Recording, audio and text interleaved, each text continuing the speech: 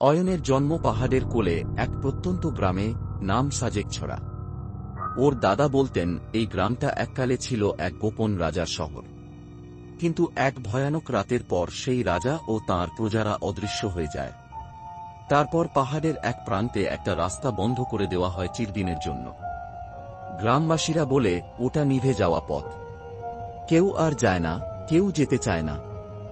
অয়ন এসব গল্প শুনে বড় হয়েছে। সে একেবারে সাধারণ পাহাড়ি ছেলে নয়। তার চোখে সবসময় কৌতূহল, অদেখাকে দেখার ইচ্ছা, অজানাকে জানার খিদে। পাথর, বন, ঝরনা সবই তার বন্ধু, কিন্তু অন্ধকারের বন্ধুত্বে সে ছিল আগ্রহী। একদিন রাতে তার দাদু হঠাৎ জ্বর নিয়ে বিছানায় পড়ে গেলেন। কিছুক্ষণ পর জ্বরের ঘোরে ফিসফিস করে বললেন, অজন, ওরা ডাকছে, ওরা আবার ফিরেছে। অরণ্য জেগে উঠেছে।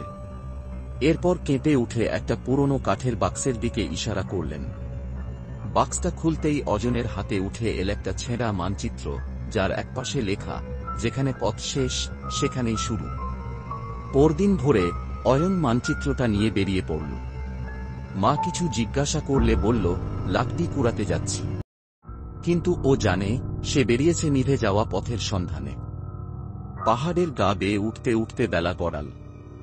হঠাৎই চারপাশ নিস্তব্ধ হয়ে গেল। পাখির ডাক নেই, ঝরনার শব্দ নেই। বাতাস যেন চলাচল ভুলে গেছে। সামনে পড়ল সেই পথ, ঘন জঙ্গল ভেদ করে যাওয়া একটা সরু ট্রেইল। পাথরে খোদাই করা শব্দ, প্রবেশ মানেই প্রত্যাবর্তন নয়। অজন থমকাল না, চলতে লাগল। কিছু দূর যেতেই জঙ্গল ঘন হয়ে এল। হঠাৎ করেই চারপাশের আলো ফিকে হয়ে গেল, যেন সূর্য এখানকার উপর আলো ফেলতে ভয় পায়। গাছগুলোর শিকড় মাটি ছেড়ে উঠে এসেছে, যেন কারা হাঁটার চেষ্টা করছে। বাতাসে শোনা যায় কান্নার আওয়াজ, কিন্তু কেউ নেই। অয়ন সাহস করে এগোতে থাকে। পথের ধারে একটা কাঠের কুঁড়ে ঘর দেখতে পেল। দরজাটা একটু খোলা। ভেতরে ঢুকে দেখে একটা পুরনো চামড়ার ব্যাগ, যার ভেতরে কিছু চিঠি।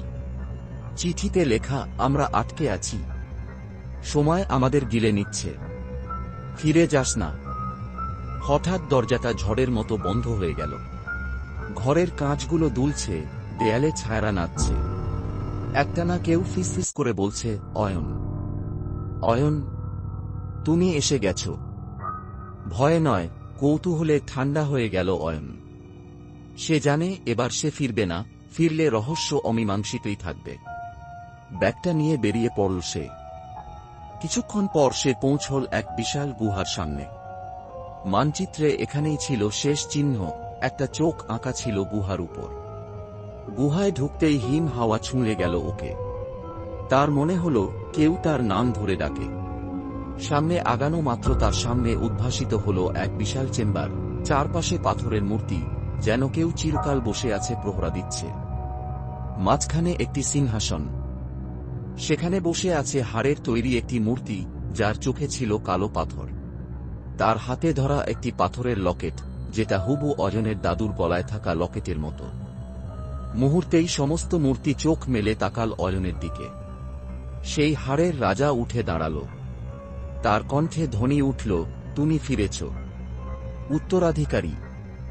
হঠাৎ অজনের চোখের সামনে ভেসে উঠল শত বছর আগের এক ঘটনা, এক রাজ্য, এক অভিশাপ, আর এক বালক যে পালিয়ে গিয়েছিল পাহাড় পেরিয়ে।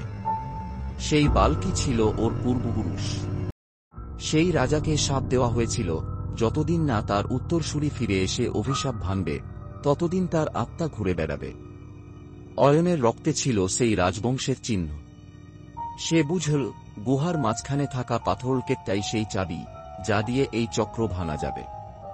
লকেটটা হাতে তুলতেই চারপাশে আলো জ্বলে উঠল, গুহা কেঁপে উঠল, মূর্তিগুলো ধীরে ধীরে ধুলো মিশে গেল। অয়নের চোখে অন্ধকার নেমে এল। সে যখন জ্ঞান ফিরে পেল, তখন সে ছিল দাদুর বিছানার পাশে। দাদু ঘামছে, কিন্তু জ্বর নেই। চোখ মেলে বললেন, তুই ফিরে এসেছিস, সব শেষ করলি।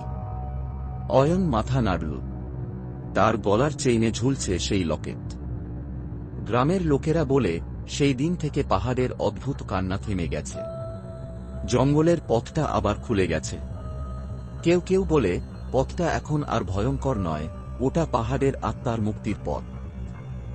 কিন্তু অজন জানে কিছু দরজা বন্ধ করেই রাখতে হয়, কারণ সব রহস্যকে আলোর মুখ দেখানো যায় না।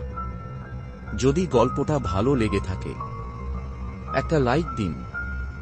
আপনার ভয় লাগলো কিনা কমেন্টে লিখে জানান। বন্ধুদের সঙ্গে শেয়ার করুন, দেখুন কার সাহস বেশি।